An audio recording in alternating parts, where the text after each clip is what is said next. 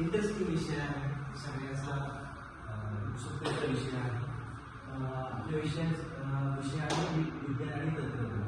सगळ्यांना माहितीच आहे, आपण माहिती वापरते. आणि आपला बजेट जो आहे आज या विज्ञान आणि तंत्रज्ञानामध्ये काय करतो आपण, एक नवीन तंत्रज्ञान त्याचा पाठ आपल्याला या बोर्डाने आपल्यासाठी प्रस्तुत केलेला आहे. या पाठाचा आपण अभ्यास करणार आहोत. मला सांगा, तुमच्या घरी सगळ्यांच्या फोन चालू असतो, रिलेटिव्ह मित्रमैत्रिणी यांचा फोन चालू असतो, बरोबर. त्याचबरोबर अनेक आपल्या घरामध्ये वेगवेगळे डिव्हायसेस असतात. काही इलेक्ट्रॉनिक डिव्हायसेस असतात, काही कम्युनिकेशन डिव्हायसेस असतात. तर त्यापैकी आज जो आपण पाठ घेणार आहोत तो पाठ म्हणजे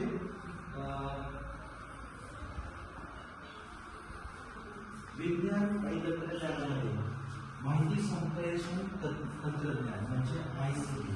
त्याला इंग्लिशमध्ये काय म्हणतात तर इन्फॉर्मेशन कम्युनिकेशन टेक्नॉलॉजी, बरोबर. आता संपूर्ण जग आता एकमेकांशी कनेक्टेड झालेलं आहे आणि जगामधलं सगळे जे काही ज्ञान आहे ते आपल्याला एकमेकांनी मिळत आहे, बरोबर.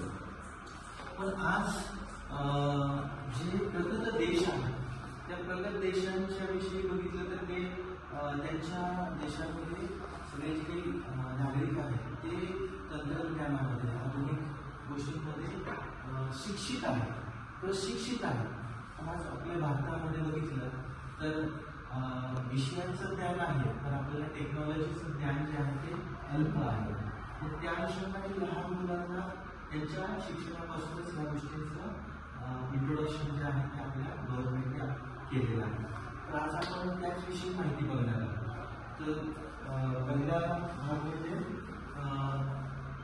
इन्फॉर्मेशन कम्युनिकेशन टेक्नॉलॉजी याचा अर्थ काय आहे. तर त्याची व्याख्या आपण बघा इथं दिलेली आहे. एक प्रकारचं माहितीचे संकलन म्हणजे कलेक्शन ऑफ इन्फॉर्मेशन. दुसरी गोष्ट आहे साठवण, म्हणजे जे काही आपण इन्फॉर्मेशन कलेक्ट करणार आहोत त्याचं आपल्याला कुठं ना कुठं तरी स्टोरेज करावं लागणार आहे, साठवावं लागणार आहे. प्रक्रिया म्हणजे प्रत्येक इन्फॉर्मेशनवरती आपल्याला काय करावं लागणार आहे, प्रोसेस करावं लागणार आहे. म्हणजे असं नाही नुसती इन्फॉर्मेशन घेतली आहे, त्याच्यावरती काही ना काहीतरी आपण प्रक्रिया करू. आणि एका ठिकाणी दुसऱ्या ठिकाणी आदान प्रदान करण्यासाठी वापरले जाणारे तंत्रज्ञान म्हणजे काय तर ICT. म्हणजे ह्या सगळ्या गोष्टी अंतर्भूत झालेल्या आहेत ICT मध्ये. दुसरा भाग म्हणजे याचे कोणते मुख्य घटक आहेत. तर पहिलं आहे इन्फॉर्मेशन कम्युनिकेशन टेक्नॉलॉजी. या तीन वेगवेगळ्या गोष्टी आहेत. मग इन्फॉर्मेशन कुठली कुठली आहे की ज्याच्यामध्ये डाटा, उदाहरणार्थ मुलांचा डेटा, भारतामध्ये नागरिकांचा डेटा, बरोबर. आता प्रत्येकाचा आधार कार्ड दिलेला आहे, प्रत्येकाचे पॅन कार्ड आहे, प्रत्येकाचे बँक अकाउंट नंबर आहे.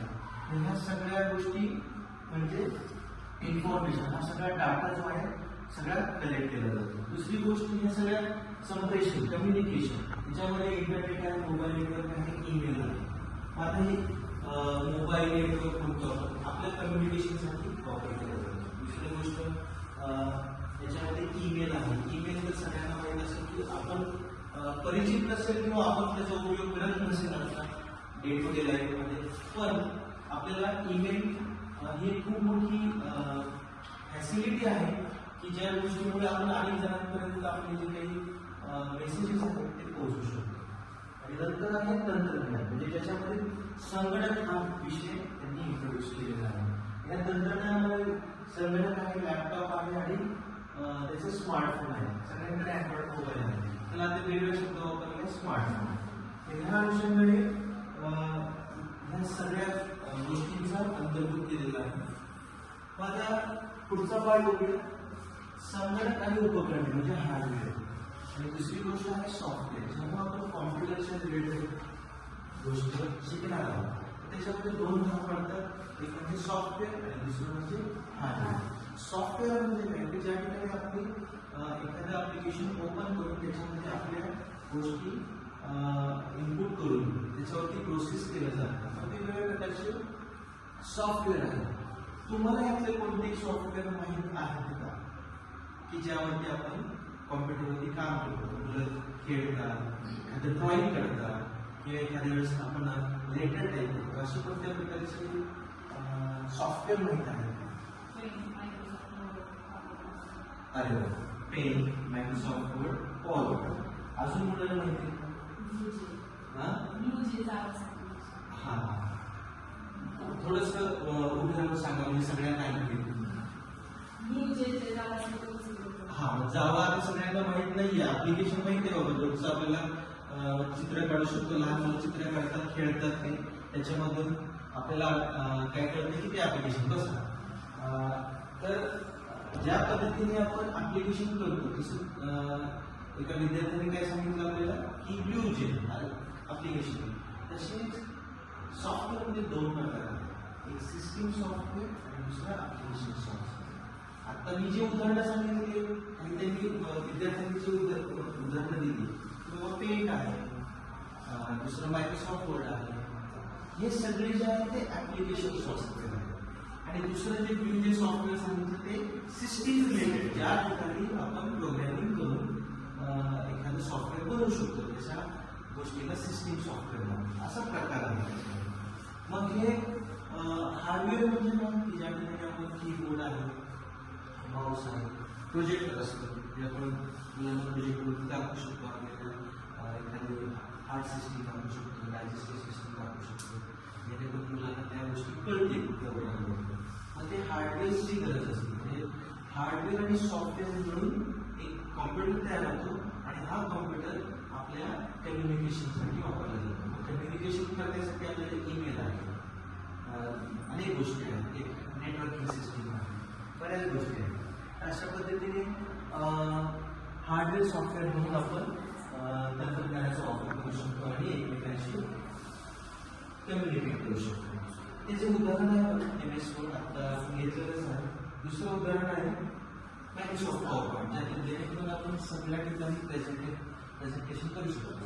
शाळांमध्ये शिक्षक विद्यार्थ्यांना प्रेझेंटेशन करतात, काही सभांमध्ये करतात, काही गावांमध्ये करू शकतात. प्रत्येकाच्या समोरचे जे काही क्राऊड आहे, ज्याला म्हणतो आपण, ज्यांच्यासमोर आपल्याला प्रेझेंटेशन करायचं आहे, ते कशा पद्धतीचे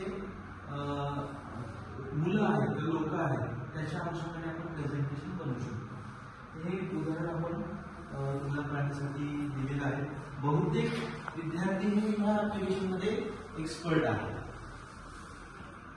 मग बाकीचे कुठे कुठल्या क्षेत्रामध्ये आपल्या ICT उपयोग केला जातो. उदाहरणच आहे छोटं, शिक्षण क्षेत्रामध्ये आता सगळीकडे अगदी नर्सरी पासून ते कॉलेजपर्यंत, सुरुवातीला कॉलेजला इंट्रोड्यूस केलं, आता गव्हर्नमेंटने काय केलं, नर्सरी पासूनच विद्यार्थ्यांना सुरू केलेलं आहे टेक्नॉलॉजीचं प्रशिक्षण देण्यासाठी.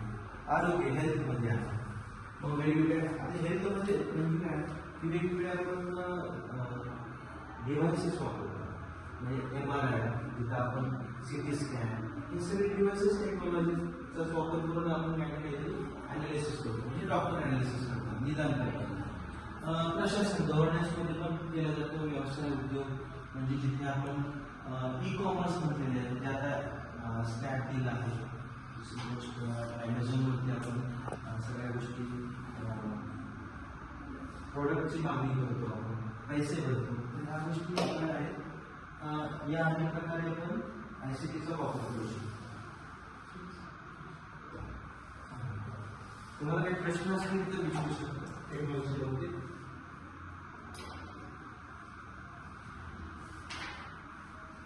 आणि नसेल तर